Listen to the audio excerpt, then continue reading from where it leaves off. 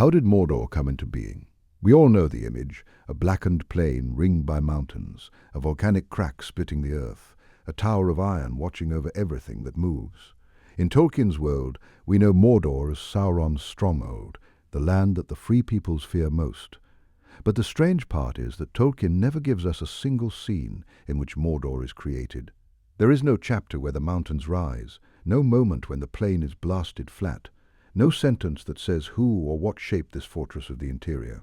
But why does this place exist at all? Its origin sits deeper in the legendarium than the story of the ring, and the evidence is scattered across ages of upheaval that long precede any Dark Lord's choice to dwell there. We will follow that evidence through Arda's shaping, the volcanic activity that predates Sauron, and the specific ways Tolkien's texts describe what he found, built, and may have altered. Look at any map of Middle-earth, and Mordor's geography announces itself immediately. 3 mountain ranges form its borders. The Ephel-Duath, the Mountains of Shadow, run along the western edge from north to south.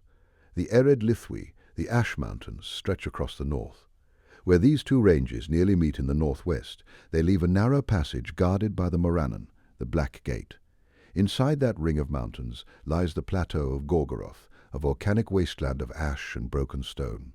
Mount Doom, Orodruin in Sindarin or Amon Amarth in Westron, rises from the northern edge of that plateau. South and east of Gorgoroth, the land slopes down toward the Sea of Núnen, a great inland body of water fed by rivers running off the surrounding highlands. The geography matters because the mountains are what make Mordor a natural fortress. They are not decorative. They channel any approaching army through a handful of passes, and those passes can be held by relatively small garrisons against very large forces.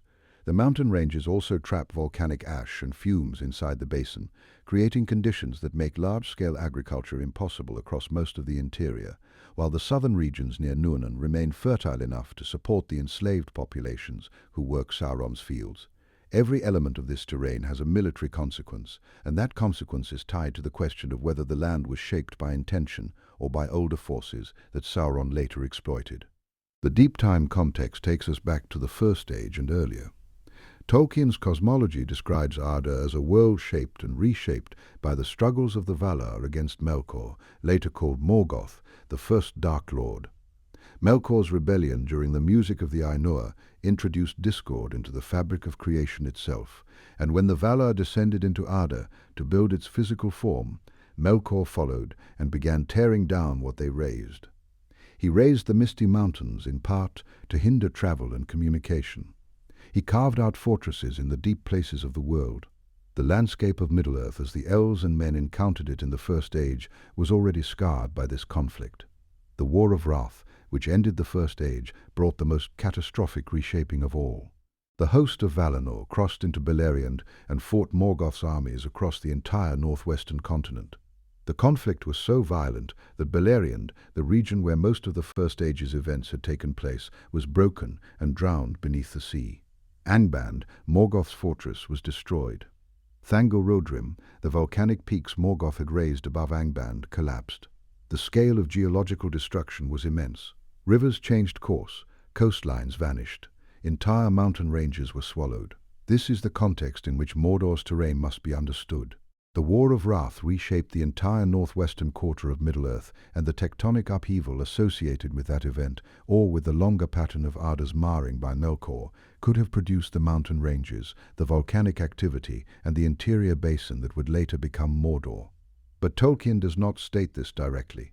He does not say that the Ephel-Duath or the Ered-Lithwi were raised during the War of Wrath or during any specific event of the First Age.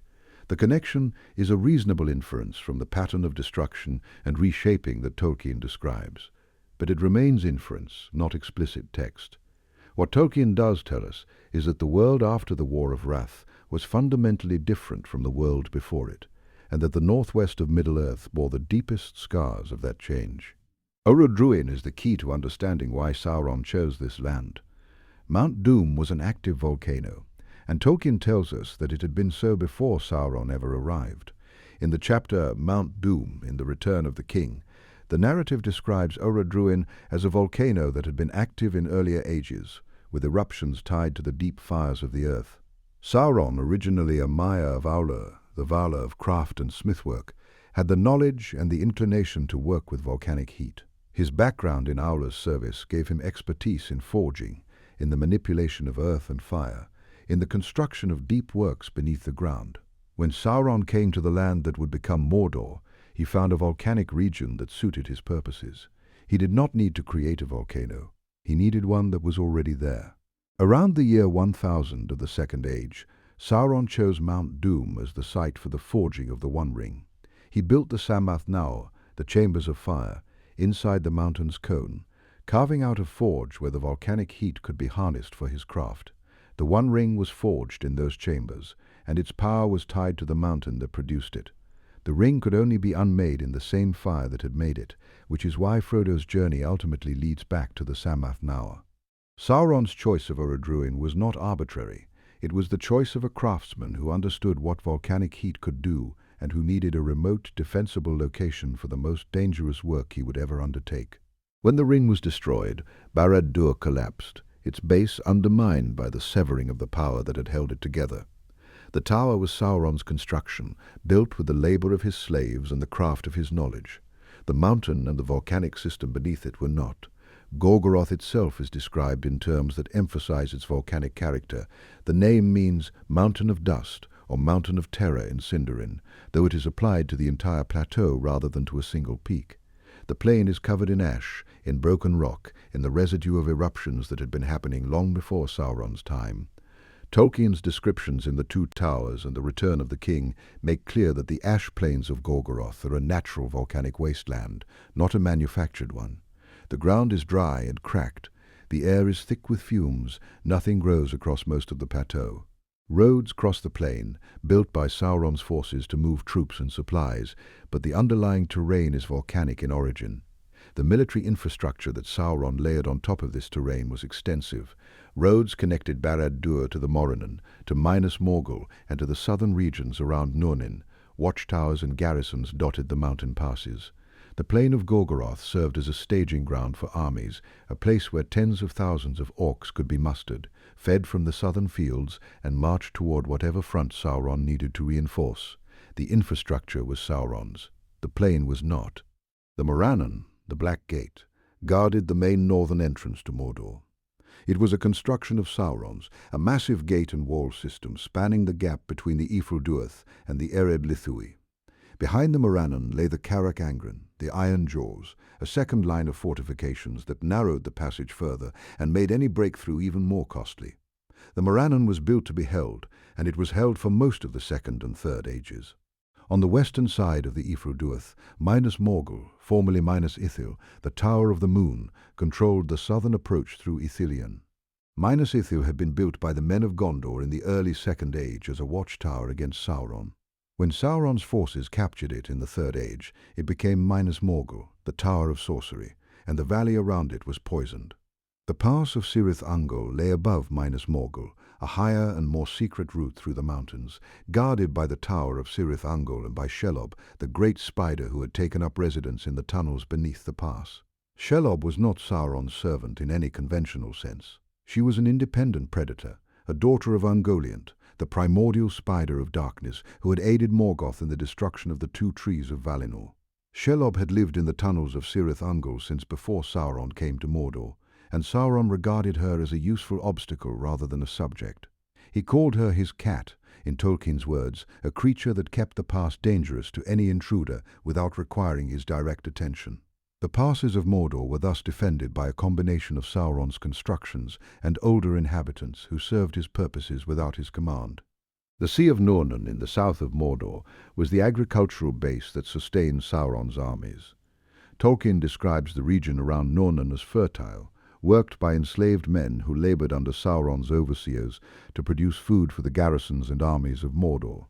The sea itself was a natural feature, fed by rivers from the surrounding mountains. The enslaved population was Sauron's doing, a human cost of his occupation that the text makes clear without dwelling on. The fertile south stood in stark contrast to the ash plain of Gorgoroth, and that contrast was natural, not manufactured. The question of whether Sauron raised the mountain ranges that encircle Mordor is one of the most persistent speculative elements in discussions of the land's origin. The idea is appealing because it would explain the almost perfect defensive geometry of the ranges, the way they enclose the interior with only a few passes.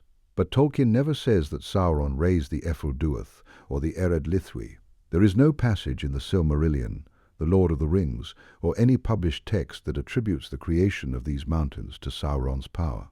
The mountains are simply there when Sauron arrives. Given what we know of Sauron's capabilities, the idea that he could have raised entire mountain ranges is difficult to support from the text.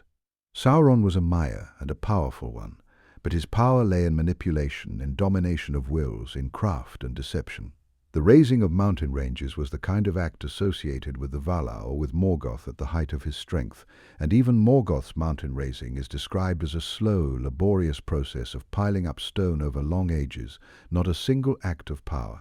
Sauron's modifications to the landscape, as far as Tolkien describes them, were architectural. He built towers, he dug roads, he fortified passes, he carved the Sammath Naur into the cone of Orodruin. These are the acts of a builder and a craftsman working with existing terrain, not a creator reshaping the earth on a geological scale. The mountain ranges of Mordor are best understood as part of the natural upheaval of Arda's history, shaped by the same forces that raised the Misty Mountains and reshaped the continent during the War of Wrath. Sauron's contribution was to recognize the defensive value of the terrain, to fortify its weak points, and to exploit its resources. The precise boundary between what the land already offered and what Sauron may have altered remains unknown, because Tolkien does not draw that line for us. What we can say with certainty is this: the terrain of Mordor was shaped by the ancient upheavals of Arda's history, by the tectonic and volcanic forces that scarred Middle-earth across the First Age and the War of Wrath. Sauron did not create the land, he found it. He recognized that the mountain ranges, the volcanic plateau, and the interior basin formed a natural fortress of immense strategic value. He chose Orodruin because its volcanic heat served his craft, and he built the Sammath Naur inside it to forge the One Ring. He raised Barad-dur as his seat of power, tying its foundations to the ring itself. He built the Morannon and the Carrack Angren to guard the northern approach. He captured Minas Ithil and turned it into Minas Morgul, poisoning the valley and controlling the southern pass. He tolerated Shelob in Cirith Ungol because she made the higher pass deadly to intruders without requiring his garrison. He worked the lands around the Sea of Nornen with enslaved labor, feeding his armies from fields that the natural geography made fertile. He may have modified the terrain in ways that Tolkien does not describe, deepening passes, reinforcing natural walls, channeling roads through the ash. But the mountains, the volcano, and the basic shape of the land were there before him, products of the same forces that shaped all of Middle-earth. Mordor came into being as a fortress when Sauron chose it, fortified it, and made it the seat of his power. The land itself came into being with the world, scarred by the conflicts that shaped Arda from its creation through the end of the First Age. The distinction matters because it tells us something about Sauron's nature. He was a corrupter and an exploiter of what already existed, a builder on foundations he did not lay, a power that worked through domination rather than creation. Mordor is the supreme example of that pattern, a land shaped by the world's own violence, chosen and fortified by the Dark Lord, who saw in its natural defenses the perfect instrument of his will.